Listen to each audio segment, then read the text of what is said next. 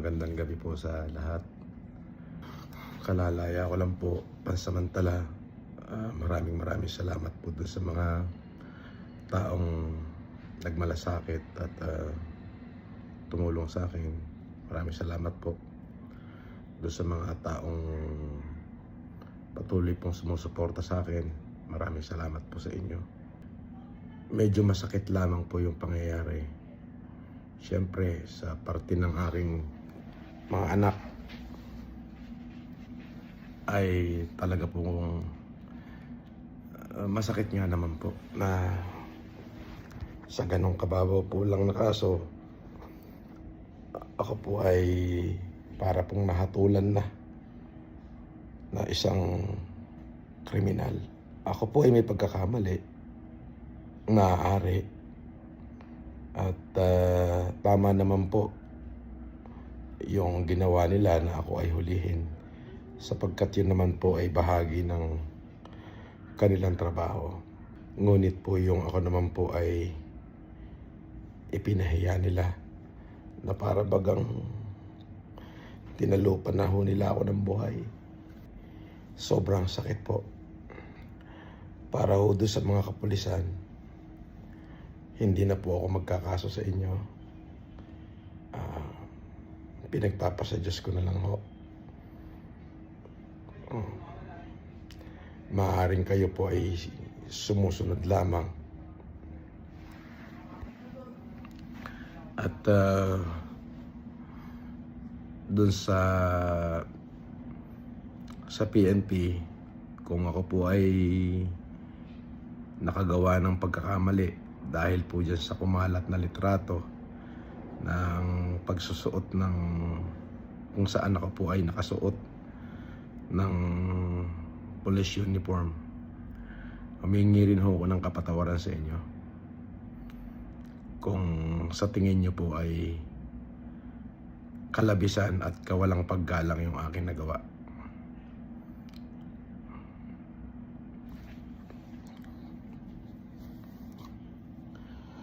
At doon po sa mga patuloy na nagmahal sa akin, maraming salamat po.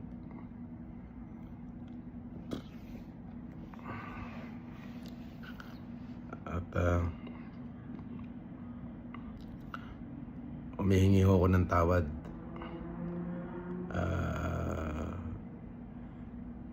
sa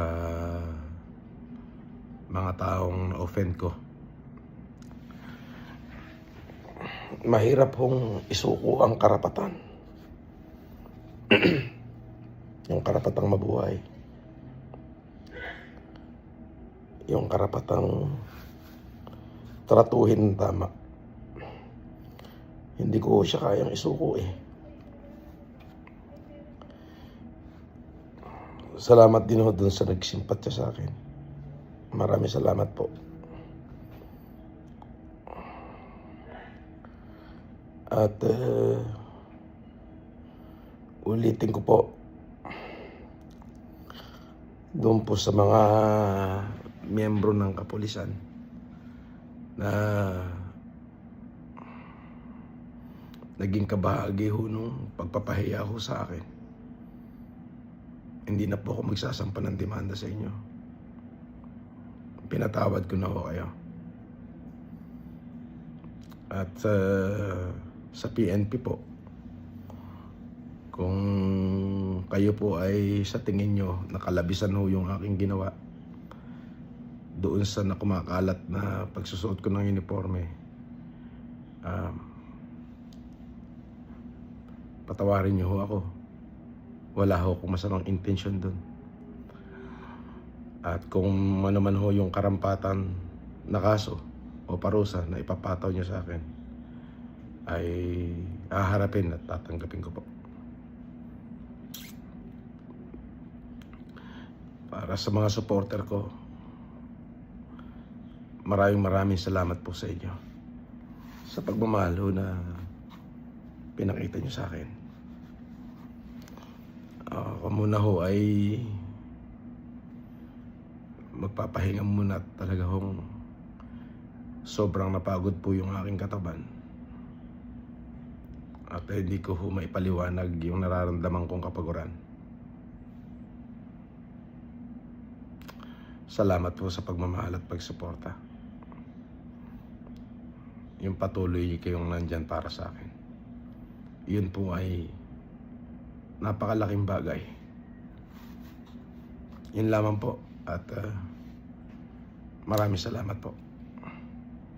Magandang gabi po sa inyo.